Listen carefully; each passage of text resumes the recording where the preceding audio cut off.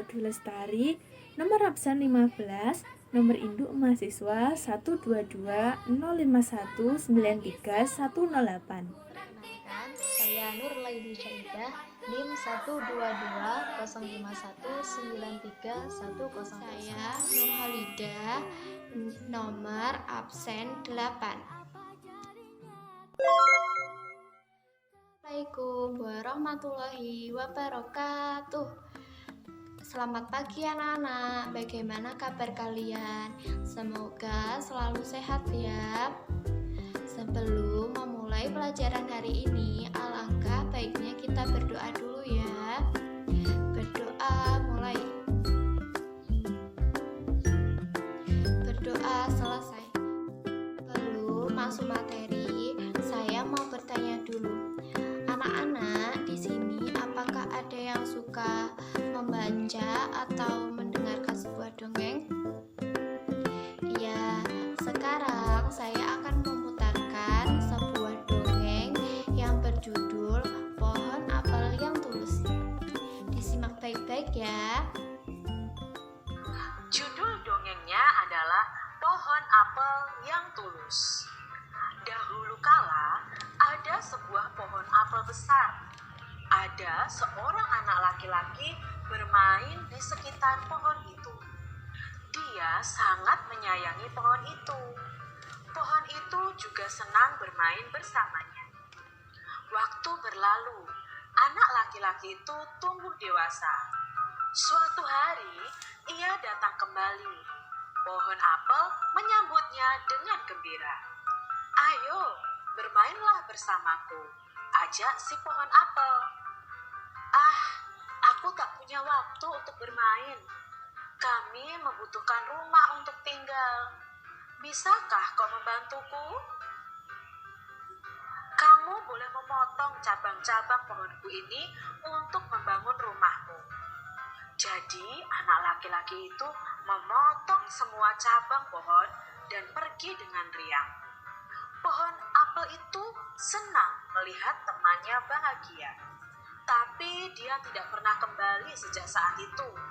Pohon apel kembali merasa kesepian dan sedih. Akhirnya, laki-laki itu kembali lagi. Laki-laki itu dan pohon apel sekarang sudah sama-sama tua. "Aku sudah tak bisa memberikan apa-apa," kata pohon apel. "Tidak apa-apa, aku hanya membutuhkan sebuah tempat untuk beristirahat," jawab laki-laki itu. "Baik, sisa batang pohon tua adalah tempat terbaik untuk bersandar dan beristirahat. Duduklah di sini bersamaku dan beristirahatlah," kata pohon apel. Laki-laki itu pun duduk bersandarkan pada batang pohon yang masih tersisa. Pohon apel pun menangis bahagia. Akhirnya mereka pun bersama-sama lagi. Diambil dari sumbernya rumahdongeng.com. Nah, dari dongeng tadi kita jadi tahu pohon apel tadi sangat tulus membantu si anak laki-laki. Anak-anak, jika kita sedang menolong orang lain, sebaiknya kita menolong dengan baik, dengan tulus, tanpa mengharapkan sebuah imbalan.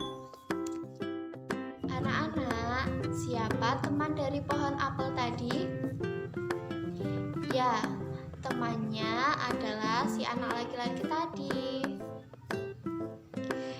Apa yang dirasakan pohon apel saat bermain dengan temannya anak-anak?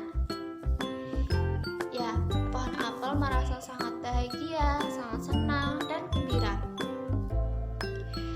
Apa kebaikan dari pohon apel untuk si anak laki-laki tadi anak-anak? Ya, pohon apel memberikan dahannya untuk si anak laki-laki untuk membuat rumahnya.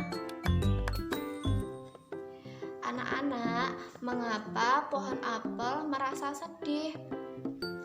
Ya, Pohon apel merasa sedih karena si anak laki-laki tadi tidak kembali untuk bermain lagi dengannya, sehingga dia merasa kesepian. Di akhir cerita, mengapa pohon apel menangis anak-anak? Iya, karena pohon apel merasa bahagia bisa bermain lagi dengan temannya, yaitu si anak laki-laki tadi.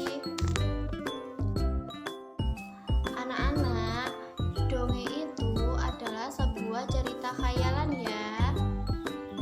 Di sini dongeng tadi sebuah khayalan. Pohon apel kan tidak dapat berbicara. Sedangkan dalam dongeng tadi pohon apel dapat berbicara.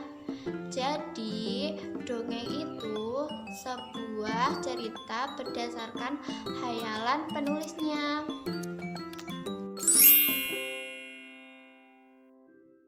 Selamat pagi semuanya. Pagi, semangat. Bagaimana kabarnya? Alhamdulillah, luar biasa, Allahu Akbar. Sebelum kita belajar bersama, Ibu akan menunjuk satu siswa untuk memimpin doa. Kepada Anissa, tolong dipimpin doanya ya.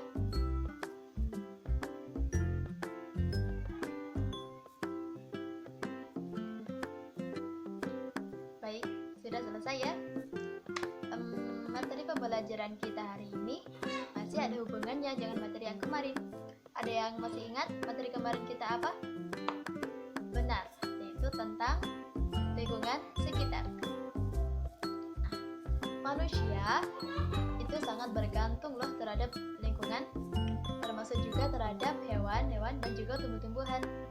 Buktinya kita masih membutuhkan nasi untuk kita makan sehari-hari. Nah, nasi itu berasal dari apa? Dari beras. Nah, beras itu dari mana? Dari padi yang telah dipanen oleh petani di sawah. Sedangkan untuk lauknya, nah, ada yang dari ikan, ada yang dari daging, ada yang dari telur. Nah, jadi anak-anak, kali ini Ibu akan membahas tentang manfaat dari hewan. Di kelas ini apakah ada yang suka hewan atau memelihara hewan di rumah? Oh ya, memelihara apa? Ayam. Nah, ayam. Coba angkat tangan yang di rumah ada hewan ayam. 2, 3. Wah, banyak ya. Kalau sapi ada 5 ya. Terus yang lainnya apa? Ada ikan. Oh ya, gak apa-apa. Baiklah anak-anak, dari sini kita dapat mengambil manfaat dari hewan-hewan yang ada.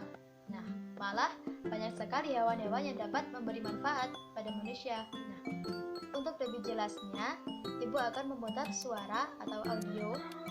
Didengarkan dengan baik-baik ya, supaya jadi lebih paham. Bentar ya. Manfaat hewan bagi kehidupan manusia antara lain 1.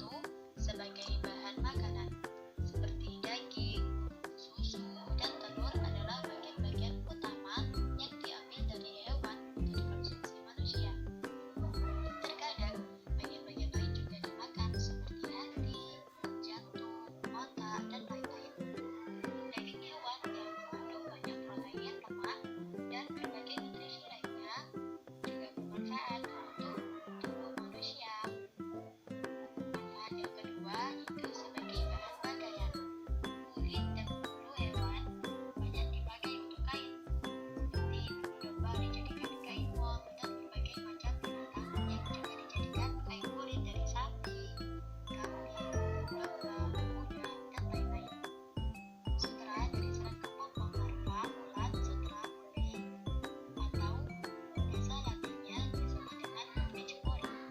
Hewan langka seperti rusa diburu untuk menjadikan kulitnya menjadi sepatu atau sapu tangan. Galing gajah diambil untuk dijadikan hiasan. Kulit ular dan buaya atau hewan yang lainnya yang bersisik dipakai untuk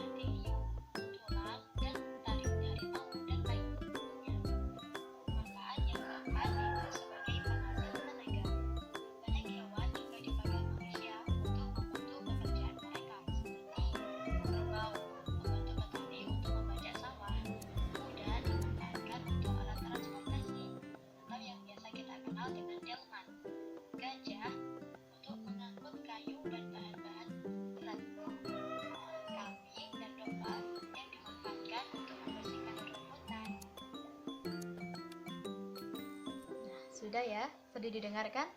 Sudah paham semuanya? Alhamdulillah. Sudah paham ya? Benar? Baiklah. Nah, banyak bukan manfaat yang dapat diambil dari hewan-hewan tersebut. Oleh karena itu, kita sebagai manusia harus dapat menjaga dan memelihara, melestarikan bumi ini dengan baik. Sekian ya dari Ibu.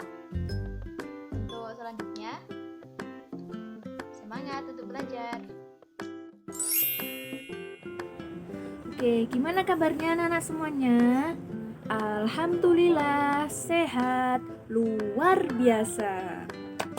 Nah, sebelum masuk ke pelajaran, di sini Ibu mau bertanya. Usaha apa yang sudah kalian lakukan untuk menyayangi lingkungan sekitar? Misalnya menyayangi tumbuhan. Bagus sekali. Harus bisa merawat tumbuhannya. Karena kenapa sih kok tumbuhan itu harus dirawat? Karena tumbuhan itu merupakan sumber oksigen yang terbesar yang ada di bumi. Dan juga tumbuhan itu bisa melindungi lingkungan sekitar dari bahaya tanah longsor dan lain-lain.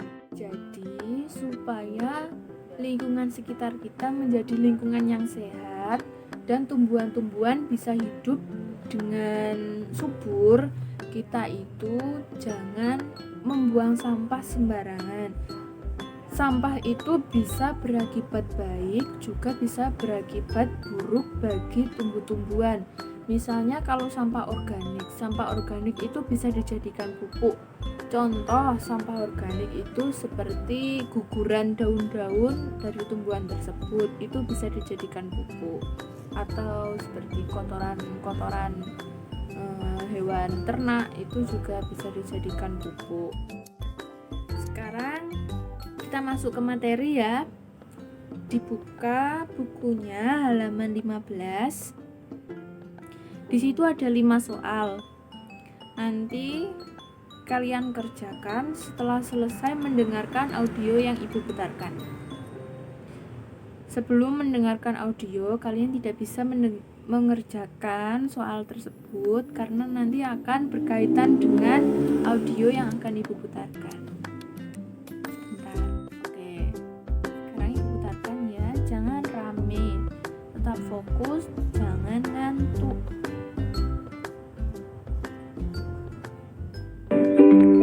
Hutan bakau si sabuk hijau pelindung pantai. Kelas 3 berkunjung ke hutan bakau. Mereka akan mempelajari perawatan dan pelestarian hutan bakau. Orang-orang sering menyebut hutan bakau sebagai sabuk hijau. Artinya, kawasan hijau yang tumbuh di garis pantai. Hutan bakau melindungi garis pantai dari pengikisan. Hutan bakau juga meredam gelombang besar, termasuk tsunami. Diperlukan kerjasama warga sekitar untuk menjaga pertumbuhan hutan bakau. Ada 2 hal penting yang harus dilakukan untuk merawat hutan bakau, yaitu penyiangan dan penyulaman. Penyiangan dilakukan untuk membasmi hama, adapun penyulaman adalah penggantian pohon bakau yang mati. Pohon yang mati diganti dengan bibit atau pohon bakau lain yang seumur. Tujuannya agar pohon-pohon bakau dapat tumbuh secara seragam. Pohon-pohon bakau yang telah ditanam meski dijaga pertumbuhannya, kepiting kerap menggigit batang anak pohon bakau. Pertumbuhan kepiting di sekitar hutan bakau mesti dikendalikan. Paling tidak hingga pohon-pohon bakau berusia 1 tahun. Ombak dan binatang pemakan daun juga terkadang merusak. Namun, manusialah yang paling banyak menyebabkan kerusakan hutan bakau. Bibit dan pohon bakau muda sering terinjak oleh pencari ikan dan kepiting. Oke, sudah selesai. Sekarang kalian sudah bisa mengerjakan 5 soal tadi ya. Atau kita kerjakan dulu soal nomor 1, nomor 2 kita kerjakan bersama-sama ya. Soal yang pertama, apa yang dilakukan Udin dan kawan-kawan di hutan bakau? Ada yang bisa menjawab? Benar sekali. Udin, silakan ditulis ya. Udin dan kawan-kawan berkunjung ke hutan bakau. Mereka akan mempelajari perawatan dan pelestarian hutan bakau. Sekarang soal yang kedua. Apa arti julukan sabuk hijau bagi hutan bakau? Ada yang bisa menjawab? Apa? Iya, benar sekali. Artinya, silakan ditulis. Benar, maaf. Sabuk hijau artinya kawasan hijau yang tumbuh di garis pantai. Oke, sekarang soal yang ketiga, 4, dan 5 silakan dikerjakan sendiri-sendiri. Nanti setelah itu akan Ibu kasih tugas untuk PR. PR-nya silakan dibuka halaman 18. Ayo berlatih. Siti senang mengumpulkan daun. Saat kunjungan ke hutan bakau, ia mengumpulkan daun-daun bakau. Ia mengamati bahwa panjang tiap daun tidak sama. Siti mencoba mengukur 2 buah daun dengan menggunakan garis bilangan.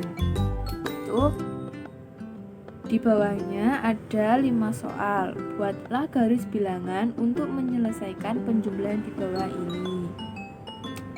Itu nanti dikerjakan ya. 5 soal dikerjakan, dikumpulkan hari Rabu. Apabila ada yang ditanyakan, silakan ditanyakan. Ibu mengajar